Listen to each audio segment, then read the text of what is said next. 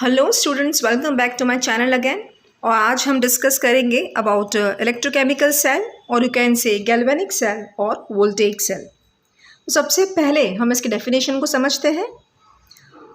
Definition ये है, a cell और a device in which energy liberated during a redox reaction is obtained in the form of electric current is known as electrochemical cell. In simple words, if you are putting, ऐसा cell जिसमें एक redox reaction, एक chemical reaction की होने की वजह से electrical energy produce होती है, ऐसे सेल को हम क्या बोलेंगे? Electrochemical cell. इसको समझने के लिए हम एक एग्जांपल लेते हैं डेनियल सेल का। आप फिगर में देख सकते हैं। तो डेनियल सेल के एपरेटस को सबसे पहले हम चेक कर लेते हैं। सबसे पहले तो आपको ये समझना है कि डेफिनेशन में जो हमने अभी देखा, दैट इज़ रेडॉक्स रिएक्शन, अगर उसके बारे में आपको डिटेल में समझना है कि रेडॉक्स रिएक्शन क्या होता है, तो आप मेरा प्रीवियस वीडियो लेक्चर देख सकते हैं मेरे चैनल पे और सारे इंपॉर्टेंट इन्फॉर्मेशंस कलेक्ट कर सकते हैं। ठीक है, तो अब समझते हैं डेनियल सेल के बारे में। तो एपरेटस में जैसे कि दिखाया गया है, यहाँ पे हमारे पास दो बीकर्स हैं। Left hand side we have taken zinc sulphate solution and right hand side we have taken copper sulphate solution. और इन दोनों ही बीकर्स में हमने दो इलेक्ट्रोड्स लिए हैं। Left hand side zinc electrode जो है जिंक सल्फेट सोल्यूशन में, और right hand side copper electrode जो है कॉपर सल्फेट सोल्यूशन में। इन दोनों ही इलेक्ट्रोड्स को एक्सटर्नली गैल्वेनोमीटर से कनेक्ट किया गया है थ्रू इंसुलेटेड वायर्स। आप देख सकते हैं फिगर में।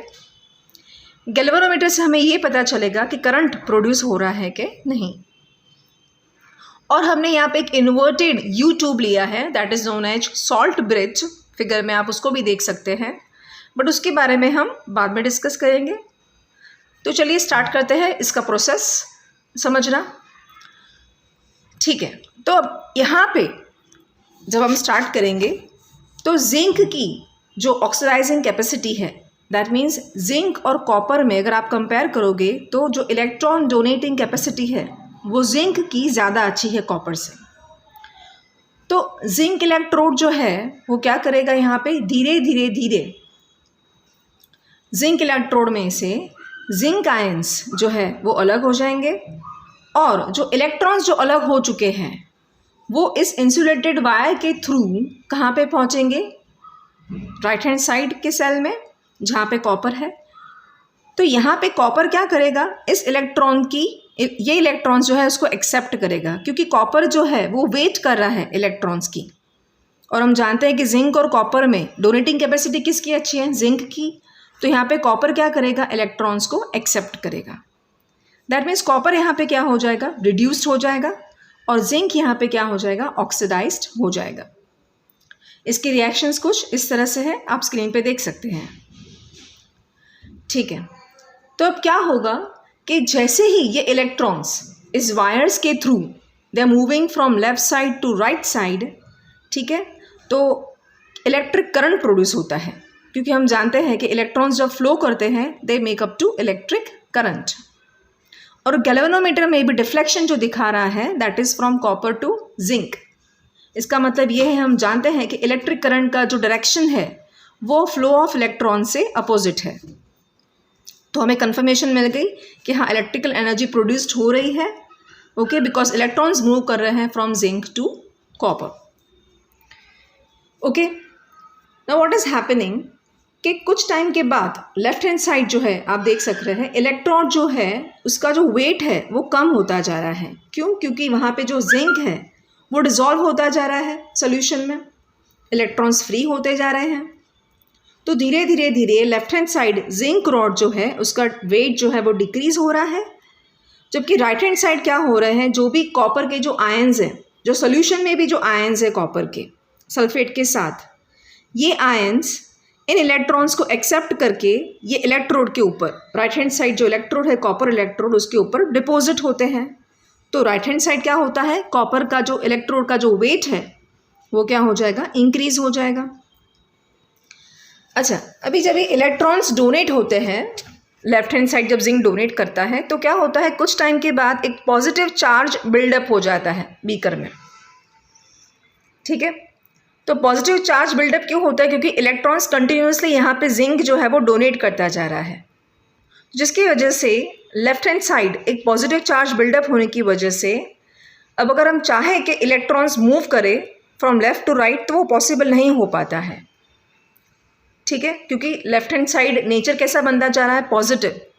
और पॉजिटिव क्या करता है? इलेक्ट्रॉन्स को एक्सेप्ट करता है, डोनेट नहीं करता है, ठीक है। तो रिएक्शन जो है वो यहाँ पे स्टॉप हो जाएगा अगर आप ये इन्वर्टेड U2 सॉल्ट ब्रिज को आप यूज़ नहीं कर रहे हो। तो सॉल्ट ब्रिज यहाँ पे क्या है? वो उस केमिकल या उस कंपाउंड से बनी हुई है जो वैसे तो इस केमिकल चेंज में कोई पार्ट नहीं लेगी, इस रिएक्शन में कोई पार्ट नहीं लेगी, हाँ, पर वो आयंस को फ्रीली मूव कर सकती है। ओके, किस तरह से? तो सॉल्ट ब्रिज जो है वो कोई भी कंपाउंड से बनी हुई हो सकती है, कोई भी सोल्यूशन से बनी हुई हो सकती है, जैसे कि पोटेशियम नाइट्रेट, KCl और NH4NO3 और NaCl। तो क्या होगा कि जब भी पॉजिटिव चार्ज बिल्डअप होगा लेफ्ट हैंड साइड, तो इस सॉल्ट ब्रिज में से जो नेगेटिव चार्ज है वो ऑटोमेटिकली बीकर में डिज़ोल्व होता रहेगा, वो ऑटोमेटिक वो आता रहेगा, ताकि ये जो इलेक्ट्रिकल न्यूट्रलिटी है, जो पॉजिटिव जो हो चुका है ये सेल, उसको हम न्यूट्रल बना सकें। वैसे ही जब राइट हैंड साइड क्या होता है, इलेक्ट्रॉन्स डोनेट करने की वजह से ये सेल कैसा हो, एक्सेप्ट करने की वजह से ये सेल कैसा हो जाता है? नेगेटिव हो जाता है, क्योंकि वो एक्सेप्ट कर रहा है।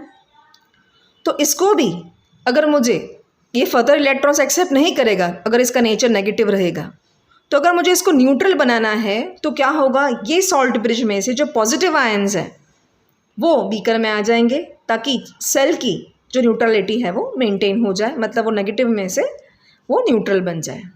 दैट मीन्स सॉल्ट ब्रिज का काम यहाँ पे क्या है? To allow free movement of the ions, ions का मूवमेंट में ये हेल्पफुल करता है सॉल्ट ब्रिज। अंडरस्टूड? आई बात समझ में?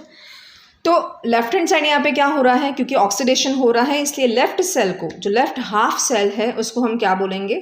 Oxidation half cell. और राइट हैंड साइड क्योंकि यहाँ पे ओके यहाँ पे रिडक्शन हो रहा है, इसलिए हम इसको क्या बोलेंगे? Reduction half cell.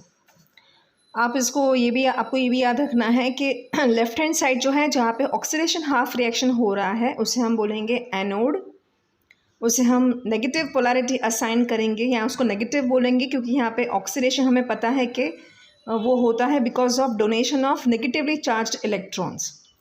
So you will say that left hand side will be called as what? Anode with a negative sign where oxidation occurs. और उसका उल्टा राइट हैंड साइड को जहाँ पे रिडक्शन हो रहा है, उसे हम बोलेंगे कैथोड, उसे देंगे पॉजिटिव साइन, क्योंकि वो क्या कर रहा है? यहाँ पे इलेक्ट्रॉन्स को एक्सेप्ट कर रहा है और वहाँ पे रिडक्शन हो रहा है, इसलिए उसको हम बोलेंगे रिडक्शन हाफ सेल। ओके, इसका सिंबॉलिक रिप्रेजेंटेशन बहुत ही इजी है। आपको कुछ इस तरह से याद रखना है कि जो ऑक्सीडाइज्ड हो रहा है या ऑक्सीडेशन हाफ सेल है, उसको आपको पहले लिखना है, ठीक है, और लेफ्ट हैंड साइड लिखना है, और बाद में रिडक्शन को लिखना है जहाँ पे रिड्यूस्ड हो रहा है।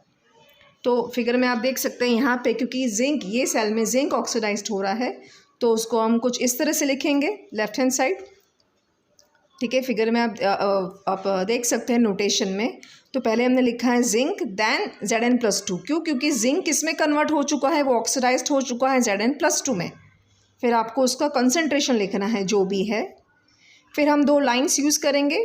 दो लाइन्स यहाँ पे हम क्यों यूज़ कर रहे हैं? क्योंकि यहाँ पे हम सॉल्ट ब्रिज यूज़ कर रहे हैं। तो दो लाइन्स जो है, the two parallel lines, they are depicting salt bridge, the use of salt bridge, ठीक है। उसके बाद Cu+2 and then Cu। Okay, Cu+2 हमने यहाँ पे क्या किया है? क्योंकि Cu+2 यहाँ पे इलेक्ट्रॉन्स को एक्सेप्ट कर रहा है और रिड्यूस्ड हो रहा है कॉपर में, इसलिए हमने क्या लिखा है? पहले Cu+2 को लिखा है और फिर कॉपर को लिखा है, और कॉन्सेंट्रेशन भी आपको साथ में लिखना है Cu+2 के साथ कि वो सोल्यूशन में क्या कॉन्सेंट्रेशन था उसका, ठीक है। तो आई बात समझ में? Left hand side the oxidised form, right hand side the reduced forms, and in between there would be a salt bridge, that is two parallel lines. Hope आपको आज का वीडियो समझ में आया होगा, अच्छा लगा होगा। अगर आपको अच्छा लगा है तो आप प्लीज़ अपने फ्रेंड्स के साथ लाइक कीजिए, शेयर कीजिए, चैनल को सब्सक्राइब कीजिए, और अगर आपको कोई डाउट है तो आप मुझे पूछ सकते हैं कमेंट सेक्शन में। Till then bye.